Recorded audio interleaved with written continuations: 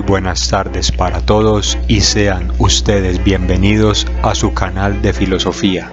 Recuerden que si desean seguir recibiendo actualizaciones sobre mi contenido, pueden suscribirse. Asimismo, en la descripción queda constatada la bibliografía empleada para cada uno de los videos.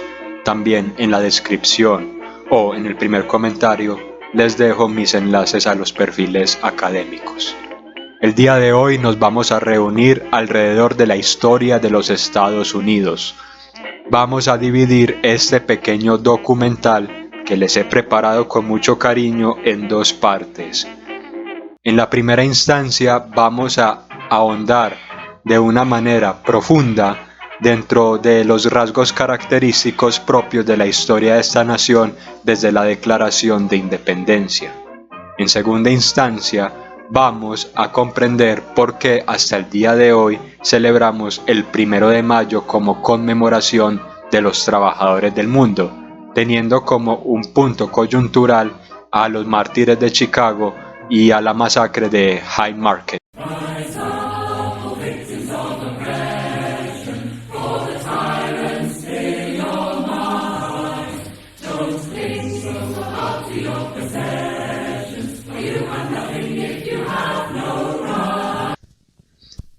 Voy a empezar con una cita del historiador norteamericano Howard Zinn. Él dice que la Declaración de Independencia hizo que este mito norteamericano llegara al más alto grado de la elocuencia, al aumentar la dureza de cada medida de control británico. La proclama de 1763, que prohibía la colonización más allá de los montes Apalache, el Stamp Act, los impuestos de Townshend, incluido el del té, el acuartelamiento de tropas y la masacre de Boston, la clausura del puerto de Boston y la disolución del Parlamento de Massachusetts, hizo que la rebelión colonial creciera hasta desembocar en la Revolución. Los colonos habían respondido mediante el Congreso del Stamp Act. Los hijos de la libertad, los comités de la correspondencia, el Tea Party de Boston y finalmente, en 1774, estableciendo un Congreso Continental, una entidad clandestina precursora de un gobierno independiente.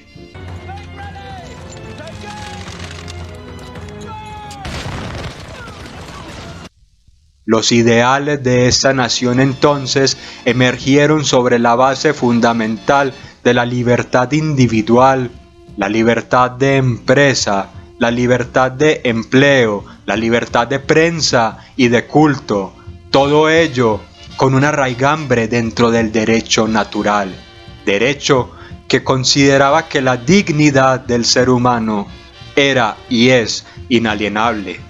No obstante, aunque estas proclamas jurídicas, normativas y morales suenen tan bien y tan rimbombantes en el papel, en la práctica se quedan cortas y pronto veremos cómo la lucha de clases se fue intensificando.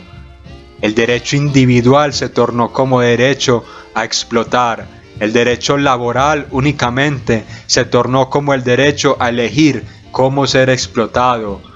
Pronto los negros fueron sometidos a redes complejas de esclavización. We'll have a happy new life and we'll have equal rights for all.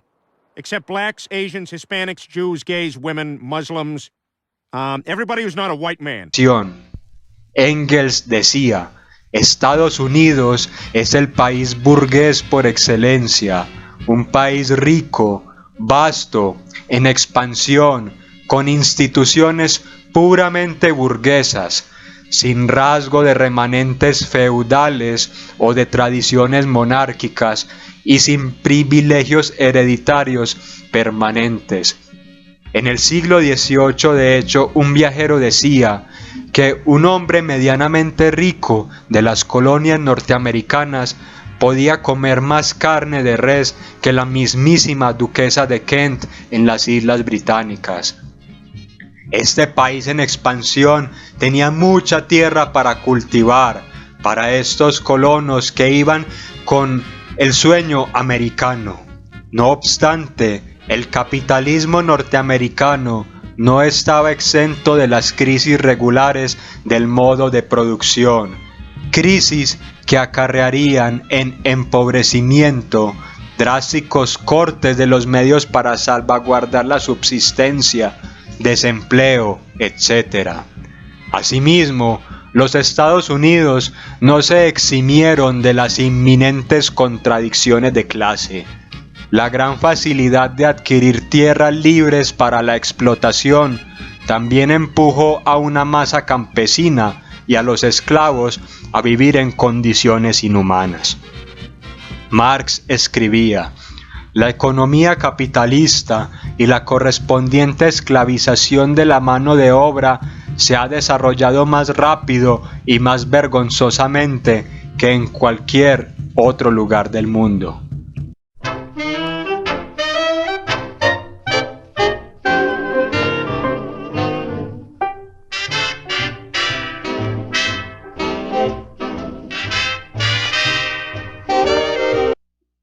Su compañero Friedrich Engels anotaba: los Estados Unidos, con sus inagotables recursos, con sus inmensurables campos de carbón y de hierro, con su riqueza acuífera y sus ríos navegables, pero especialmente con su activa y enérgica población, ha construido una manufactura que en menos de 10 años ya compite con la de Inglaterra y ha excluido a los ingleses de los mercados de Norte y Suramérica. Marx y Engels sabían de la importancia de los Estados Unidos porque anticipaban que el férreo e incontenido crecimiento industrial prontamente acarrearía una energía proletaria por la lucha de los derechos de los trabajadores. Desde la década de 1830 existían algunos movimientos obreros y campesinos. Uno de sus principales representantes fue George Henry Evans, que insistía en las consignas clásicas de la Revolución Francesa: libertad, igualdad y fraternidad. Evans era un entusiasta del derecho natural. Por lo tanto, profesaba el valor intrínseco, inherente e inalienable de cada uno de los seres humanos.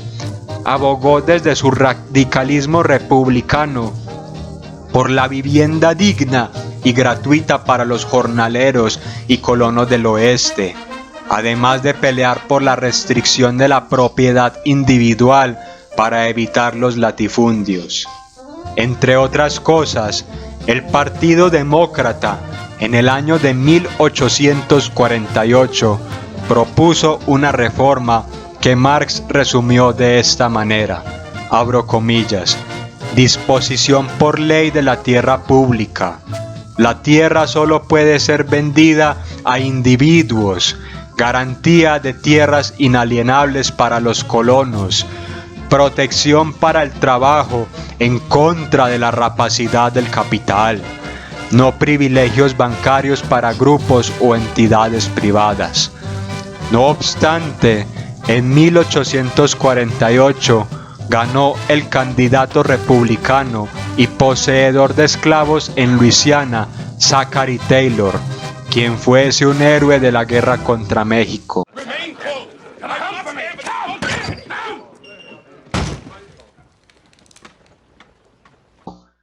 Desde el año 1848, diversos movimientos abolicionistas entraron en escena. Sin embargo, la década de 1850 representó un recrudecimiento de las políticas esclavistas. La ley de Kansas-Nebraska de 1854, la decisión de Dred Scott de 1857 y el refuerzo de los castigos en contra de los esclavos que se escapaban, además de la expansión de políticas esclavistas hacia Centroamérica y Cuba, eran indicadores de una alianza entre el sur aristocrático y la burguesía del norte que utilizaban la ley federal a su antojo. Toby's your name. Now I'll ask you again. Tell me your name. Varios sectores progresistas, como granjeros, comerciantes y manufactureros, estaban de acuerdo con que había que emancipar a los Estados Unidos del esclavismo y devolverlo a sus principios originales, siguiendo la ley natural. Con motivo de la reelección de Abraham Lincoln, los obreros europeos reunidos en asociaciones dijeron, abro comillas, un signo serio de nuestra época cayó en el lote de Abraham Lincoln, hijo de la clase trabajadora, quien debe liderar a su país a través de la pelea por el rescate de una raza encadenada y la reconstrucción de un mundo social. El mismo Marx felicitó a Lincoln por su reelección y lo llamó el norteamericano más grande de todos los tiempos. Marx y Engels estaban plenamente convencidos de que era necesaria la destrucción de la institución de la esclavitud para edificar una verdadera conciencia de clase entre la gente trabajadora de los Estados Unidos. En El Capital, el mismo Marx constató que el trabajo no puede emanciparse en una piel blanca si se halla entre cadenas en una piel negra. Las iniciativas esclavistas eran percibidas por los líderes laborales de Europa como políticas retardatarias y contrarrevolucionarias. En sus escritos sobre la Guerra Civil Norteamericana, Marx y Engels adujeron que esta pugna era el encuentro bélico entre un sistema que procuraba por la liberalización de la mano de obra y los medios de producción contra un sistema social basado en la tenencia de la tierra. La Unión, después de la proclama de Lincoln en 1862, formó varios batallones de negros libertos asalariados. Como dato curioso, los amigos cercanos de Marx y Engels, llamados Joseph Weidmayer y August Willig, que además eran comunistas militantes de origen alemán, llegaron a ser brigadieres generales en el ejército de la Unión en la lucha en contra de la esclavitud. La victoria en Richmond solo fue opacada por el asesinato de Lincoln. El mismo Marx escribió sus condolencias al presidente Johnson. Decía que Lincoln había tenido éxito en convertirse en un grande, pero sin cesar de ser bueno. De hecho, era la modestia de este gran y buen hombre en la que el mundo descubrió a un mártir. No obstante, pero si Dios quiere que continúe hasta que se destruya toda la riqueza acumulada gracias a los 250 años de trabajo sin retribución del siervo, y hasta que cada gota de sangre arrancada por el látigo sea pagada con otras tantas derramadas por la espada, tal como se dijo hace 3000 años, entonces debemos decir: los juicios del Señor son verdaderos y rectos. las tibias políticas del presidente Andrew Johnson nunca terminaron por consolidar el proyecto emancipador de Lincoln. Johnson traicionó a los trabajadores negros, negándoles el sufragio universal y el porte de armas. Por otro lado, la reconstrucción del sur llevó a que los antiguos señores de la tierra implementaran códigos racistas sobre el supuesto ficticio de la superioridad blanca, para así segregar a la clase trabajadora e impedir el surgimiento de una verdadera conciencia proletaria cohesionada. Mientras los antiguos señores de la tierra del sur querían retomar posiciones perdidas, los industriales y comerciantes del norte consagraron los intereses de la clase burguesa en Washington. Demandaron aranceles proteccionistas, subvenciones para vías férreas y la importación de contratos laborales. Los dineros públicos invertidos en la construcción de medios de producción y de transporte fueron el camino necesario para la ascensión de una plutocracia financiera que se valía de las leyes federales para su propio enriquecimiento. Escándalos de corrupción a nivel político y económico llevaron a Engels a la conclusión de que los americanos desde hace algún tiempo han proveído al mundo europeo la prueba de que la república burguesa es una república de los hombres de negocios capitalistas, en el que la política es un negocio como cualquier otro. Desde el año de 1866 se fueron formando sindicatos y asociaciones obreras cada vez más organizadas. Ese mismo año se celebró el Congreso Internacional de Génova y el Congreso Americano de Baltimore. Este último, a la cabeza de William H. Silvis, tenía entre sus premisas la instauración de la jornada laboral de 8 horas y el pago igualitario entre hombres y mujeres. Entre las décadas de 1870 y 1880 se formó el Sindicato de los Caballeros del Trabajo, que contaban entre sus filas con más de 700,000 empleados. Ahora,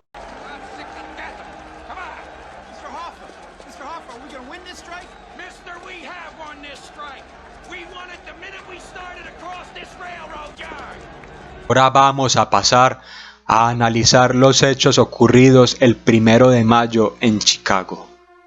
El 1 de mayo de 1886 estalló una huelga generalizada en el territorio de los Estados Unidos. Esto fue un evento sin precedentes en el territorio norteamericano. En 1889, la Internacional Marxista, en honor a estas fechas, declaró al 1 de mayo como un día para acciones mundiales del proletariado. Desde 1881, con la fugaz institución de la Comuna de París, el fantasma del comunismo había dejado de ser un hálito espectral para tornar su existencia revestida de carne y hueso, consternando a las gélidas miradas de las nacientes repúblicas europeas y de la vieja aristocracia. Ese mismo año de 1871, los comuneros de París, que habían logrado establecer por un corto periodo de tiempo una incipiente institucionalidad democrática, fueron fusilados por las tropas francesas. Los partidos comunistas en el mundo occidental pasaron entonces a la clandestinidad. La censura y la prohibición a reuniones por parte de Bismarck en Alemania y de la corona británica pusieron en entredicho a los movimientos obreros.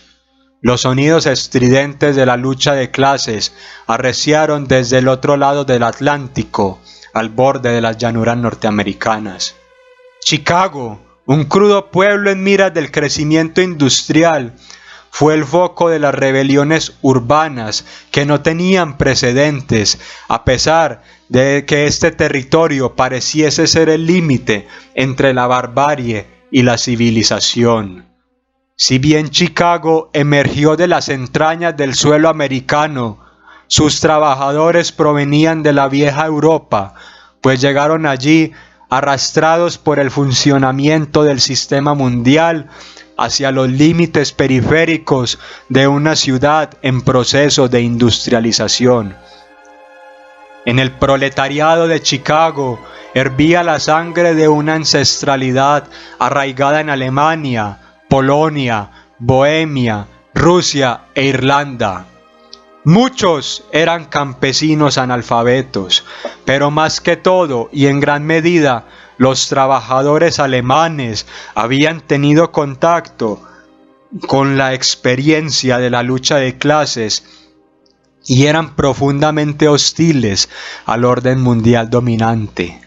En el seno de los inmigrantes, cuya participación había sido activa en las huelgas ferroviarias, se transparentaba la esencia de la Primera Internacional de Marx y Engels. Existió, pues, una concatenación política de ambos continentes. Albert Parsons, dirigente sindical, en sus épocas de juventud fue un republicano radical y abogó por la abolición de la esclavitud. Este hombre se casó con la esclava mestiza que fue Liberta Lucy Parsons, quien llegaría a ser una figura política prominente por cuenta propia. En este contexto, los inmigrantes europeos tenían ciertas facilidades porque las tierras robadas a los indígenas y a México permitían un régimen de propiedad individual solvente. Desde 1880, el indio Toro Sentado había sido asesinado y la guerra contra los indígenas parece que había cerrado la frontera de los Estados Unidos. No obstante, la reorganización de clases sociales arrebató a los negros de todo derecho político y los sometió a la aparcería semifeudal. El capital estadounidense procedió a engrosarse con mano de obra importada y mal pagada. Desde 1877, la lucha de clases fue tomando una profundidad cada vez más desmedida. Las grandes ciudades americanas se armaron para una guerra, transformando los cuarteles policiales en verdaderas fortalezas militares. Además de esto, la burguesía se fue haciendo de ejércitos privados, constituidos por matones y esquiroles de los barrios pobres. Por otro lado, los trabajadores también se armaron. En el horizonte estaba la posibilidad de una comuna americana. Hacer huelgas en esa época básicamente representaba ir a la guerra. Los sindicatos no solo tenían medios de difusión como prensas obreras, sino que también estaban fuertemente armados y nunca descartaron la posibilidad de un encuentro bélico con las milicias de los patrones. Los obreros alemanes fungían como una especie de comando de guerra, una suerte de guerrilla llamada Lehruntervereins, que traduce asociaciones de estudio y de resistencia. En la década de 1870, la Corte Constitucional de los Estados Unidos falló en contra de la posesión de armas por parte de los obreros. Los trabajadores de Chicago pusieron en tela de juicio a las instituciones democráticas porque sabían que éstas no los representaban. Para el 1 de mayo de 1886, la idea que rondaba la cabeza de la clase trabajadora era la de imponer una jornada laboral justa de 8 horas, en una época en donde el día de trabajo podía ascender hasta 16 o 18 horas, en donde solo había tiempo para una pequeña reposición de sueño y no existía la posibilidad de recrearse, de estudiar, de formarse o de compartir con la familia. A medida que se iba acercando el día definitivo, los obreros se hicieron de pancartas cuyas leyendas rezaban: trabajadores, ármense, abajo el trono, el altar y los adinerados y la revolución social. Llegado el 1 de mayo, el periódico Philadelphia Tribune decía: al elemento obrero lo ha picado una especie de tarántula universal, se ha alocado. Ese día, en Detroit, 11,000 trabajadores salieron a las calles por un lapso de 8 horas. En Nueva York hubo una marcha de antorchas de unas 25,000 personas. En Louisville, Kentucky, 6,000 trabajadores negros y blancos arremetieron contra el Parque Nacional, rompiendo así el edicto de que los hombres y mujeres de color no podían entrar a este sitio público. Las personas ricas y notables de la clase dirigente de los Estados Unidos buscaron cualquier método para decapitar el movimiento obrero. Ellos instaron a la policía, que recientemente estaba armada con ametralladoras Gatling, a azuzar las marchas para causar incidentes. Cuando las manifestaciones llevaban ya 3 días y los enfrentamientos entre la fuerza pública y el proletariado se habían extendido irrefrenablemente, el 4 de mayo, la policía decidió atacar a una columna de 3.000 huelguistas. Cuando solo quedaban 200 trabajadores en High Market, un destacamento de 180 policías se presentó y obligaron a que las manifestaciones se dispersaran. Los obreros replicaron que estaban en un mitin pacífico, y cuando el coronel de la policía volteó a dar órdenes a sus hombres, entre las filas de los uniformados estalló una bomba, dándoles la excusa perfecta para disparar contra la población civil en un fuego indiscriminado. Las cabezas de la revolución de esta revuelta en Chicago fueron juzgadas por el supuesto asesinato de un miembro de la fuerza pública. En ese momento hubo detenciones arbitrarias en sindicatos, en casas y en fábricas. La prensa hacía un gran alboroto porque encontraron campos de entrenamiento, materiales para hacer bombas en los cuarteles obreros. 4 de las personas que fueron enjuiciadas por haber comandado la huelga, entre las cuales se encontraba Parsons, fueron sentenciadas a muerte. Si deseas seguir conociendo de historia universal, de filosofía y de mitología, por favor suscríbete al canal.